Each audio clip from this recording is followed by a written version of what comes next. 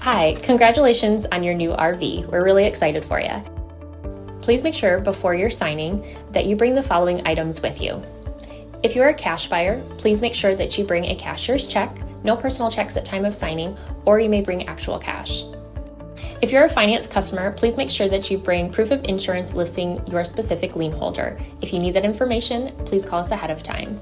Also, make sure that you bring all valid driver's license of all persons that will be listed on the title. If you have a trade that you're trading in with us, please make sure that you bring your 10-day payoff as well as your title and all persons who will be listed on the title of that trade. Arrive 30 minutes early before your appointment time so we can properly inspect your unit, and also make sure that you have the fridge on and running prior to arrival.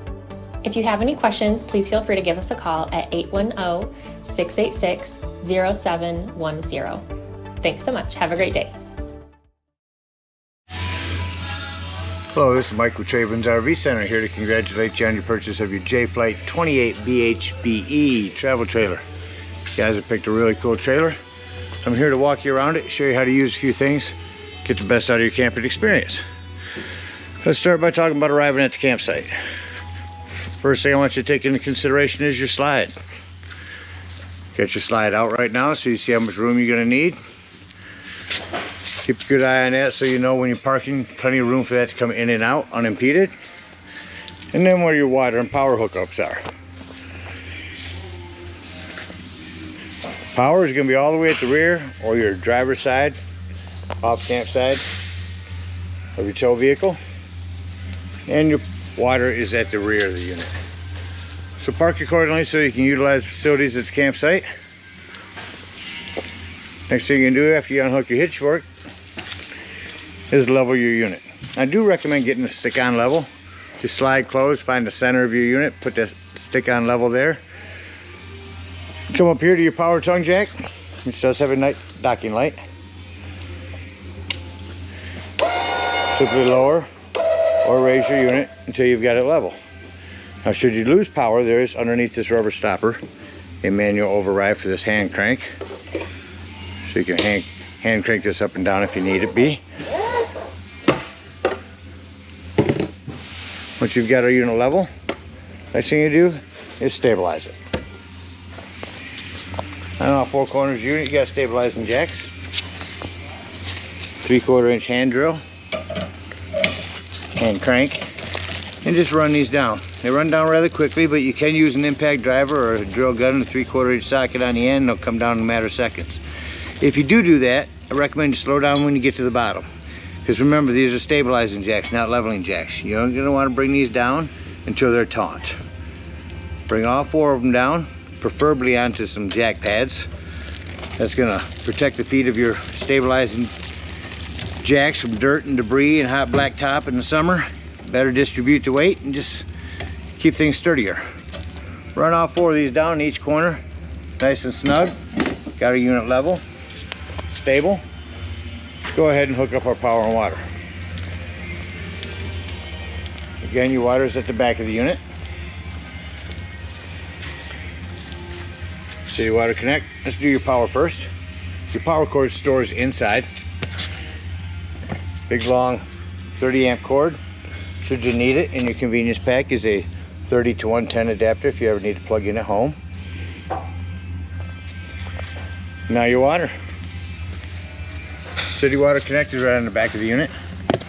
First and foremost, your water pressure regulator. You always want to use this water pressure regulator when putting water into the city water connect or the black tank flush. This is going to reduce the water pressure to 40 to 50 psi. You don't know what the water pressure is at different parks, so do this to protect your lines. Hook that up, hook up your hose, but don't turn on your water yet. Let's come around the corner here to your hot water heater. All we're going to do at this point is make sure our drain plug's back in there nice and snug. Get that on there nice and tight. Once it is, you can go ahead and turn on your hose. Go to the front of your unit, farthest away from this area, and turn on your hot water. Once water starts flowing out of there, you know that your hot water heater is full. You shut off your faucet and you can turn on your hot water heater from indoors. Now let's say we're going camping and we're not going to use city water. We're going to use potable water. Over on your campsite of your unit is your potable water tank. Right here it says potable water only, freshwater tank. You fill this up with just a hose. Water pressure regulator not necessary. Two ways to tell when this is full. There's an overflow valve right here, or inside if you hold the button down checking your levels, battery, fresh tank button will tell you when this is full. Just remember, when using your potable water, if you're not hooked up anywhere to city water, is when you're going to want to turn on your water pump. Don't turn on your water pump when using city water, it's already pressurized. All right, we got our water and power hooked up. We're all ready to camp. I'm going to walk you around the rest of the outside of the unit before going inside. Just above your potable water, this is for a TV, 110 and cable for that. Up above that is a vent for your microwave. Just left here is your furnace heat release. If you're running your furnace, steer clear of that, it will get hot. Back over here is this low point drain. That's your drain for draining your potable water. Same thing here. Coming around the front of your unit, you have this big awning will run out. Your speakers are at the end of the awning. Your big pass-through storage. Coming on the front here, here's your cover for your propane tanks. On your propane tanks, I want to mention you do have a regulator. So pointing toward the tank you wish to be using, lefty-loosey to open. Check your battery terminals now and then. You're bouncing this thing down the road, make sure them are still nice and snug.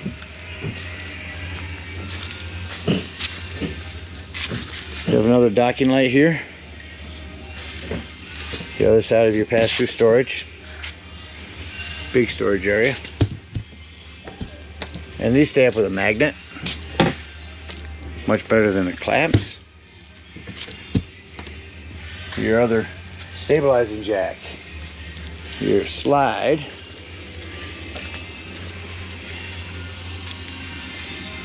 At the rear here is more storage. Your black gray holding tanks. Talk about those when leaving the campsite. And we're back around to your hot water heater, power. And this is where your cable will go in. In the back of the unit, your ladder. Go up and check your seams, caulk as needed. Back here you do have an outdoor shower. Again, your city water connect and your black tank flush. We'll talk about that when leaving the campsite. Your spare tire with a cover.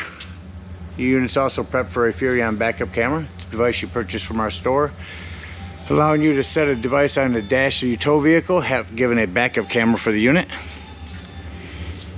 That about covers everything on the outside. One last thing, this low point drain at the back of the unit, when you're hooked up to city water, we'll drain those when leaving the campsite. All right, that about covers everything out here. Let's go take a look on the inside of your unit. All right, coming up inside your unit. First thing I want you to take note of is where the fire extinguisher is. Make sure that you and everyone that's camping with you knows that the fire extinguisher is located by the entry doorway. Just to the right of that, it's going to be a 12-volt carbon monoxide detector. The reason I mention this 12-volt, it's always running off your battery. So if you're going to be gone for the day, nothing plugged in, charging your battery, then disconnect one of your battery posts, or this will run your battery down. Coming up here on the wall is your control panel. Up top is where you check your battery. Your fresh tank, this is where you can hold it in and tell when your potable water is full. And your black and gray tanks. Here's where you turn on your water pump if you're using potable water. Turn on your water heater here if using just gas, over here if electric. Interior and exterior lighting. I'm going to run your awning out. And down here is your slide control to run out. Let's see if your awning's out. Start to run out. Yep, we got our big awning light. Just simply press out. This will run out. You'll see. What's great about this, your speakers are in the end of your awning. That way they're pointing down at your campsite, not out at everyone else's. Now we're going to want to run that out until that flap falls down to 90 degrees. And you can see your brown bar. Coming around the unit, you got a lot of individual lighting. Self-explanatory microwave. Your vent has a light and fan. This glass top makes an excellent backsplash. You have a panel light here. Simply turn your gas on, it'll change to red. Hit your spark and there's your flame. Same thing on your oven. You also have a panel light for oven light for down there as well. Turn it on here, light it here. No need to get underneath there for a pilot light. Talk about your Nordical Fridge. Your controls are all up top here. So the way this works, hold this on for 5 seconds normally. Kicks on. Whatever's white on here is what it's controlling. Right now it's the fridge temperature. Lower the fridge to 4. Come over here to the freezer. Keep the freezer on 5. This is a night mode. Press that and it reads that the fridge isn't opened a lot at night, and it lowers your intake, your energy intake.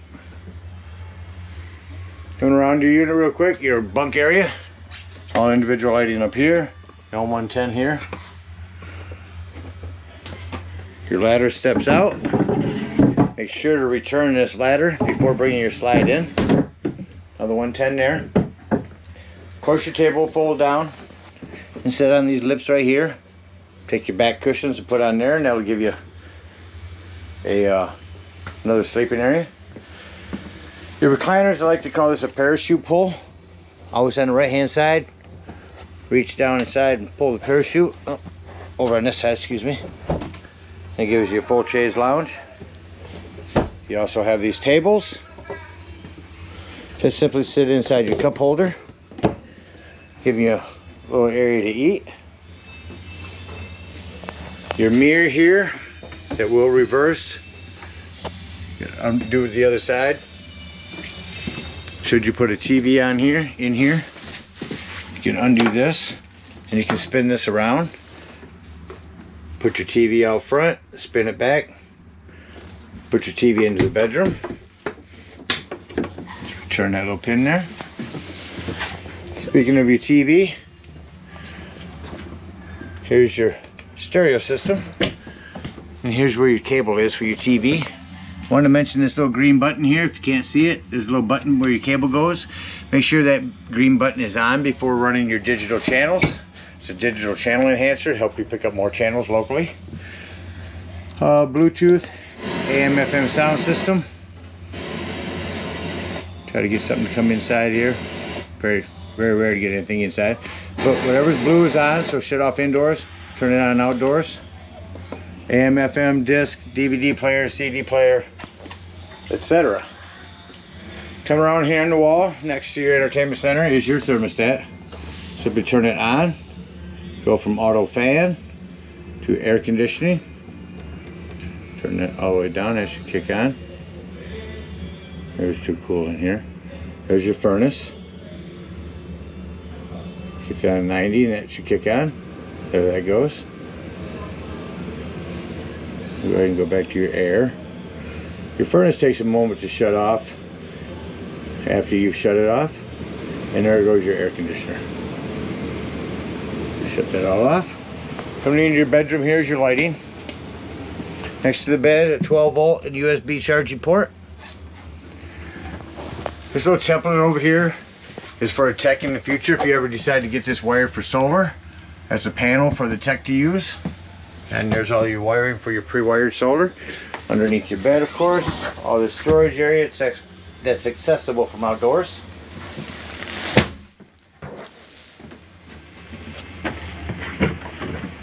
We'll walk back to your bathroom real quick. Another thing I want to mention in here is this is where your 110 with your GFCI reset is. So that about covers everything on the inside. Oh, you do have a hand crank open exhaust fan in the bathroom. So let's act like we're going to leave the campsite. First thing I want you to do is make sure that this door is closed on your entertainment center, as well as your ladder. You don't want nothing to impede this slide from coming in. Go up here. I like to shut off the interior lights. That way I can see all the individual lights I need to go through and shut off.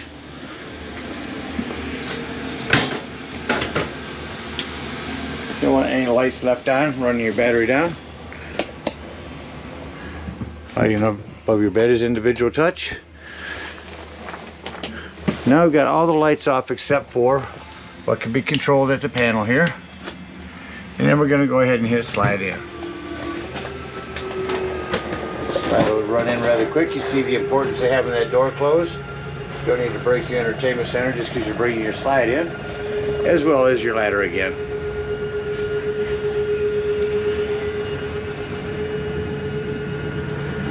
So this runs in rather quickly. I wanted you to hear that noise. Don't fear that noise. That is just an override so that your slide doesn't go too far. It's not harming the slide at all. Let's shut off your lights and head on out. Alright, exiting your unit. Closing these steps, you want to make sure your exterior door is all the way open. Otherwise this little piece here will catch on your door. Bring this up, grab your handle, tuck it in, pull this blue piece back, that locks your door in. Lock and deadbolt your door. Lift and turn this handle over your door and your door is secure. If you're using potable water, we're going to dump these low point drains. If you're hooked up to city water, you're going to come back here and dump this low point drain. Unhook any water, unhook your power, come over to your hot water heater and lift up on this pressure release valve. That's going to go ahead and drain your hot water heater. Once that's done, remember to close this or this door will not close, and then open your drain valve. Head on up to the dump station. At the dump station, you can take the sewage hose, comes with your convenience pack, hook that up right here, and the first thing you can do is pull your black holding tank. Pull your black handle, which is the one on your right. Once that sounds like it's no longer draining, leave that handle pulled. Come back here to your black tank flush. Again, hook up your water pressure regulator. Hook this up with the hose at the dump station and let that run for a good 5 minutes.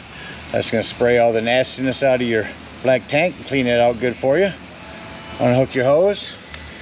Come back over, close your black tank, and pull your gray handle. That's going to be your cleaner waters, your sinks and your showers. It's going to clean your sewage hose out for you. You take that sewage hose, come right here to your bumper, and conveniently and sanitarily store it inside. Again, we thank you for your purchase. We hope you guys enjoy this trailer for many years to come.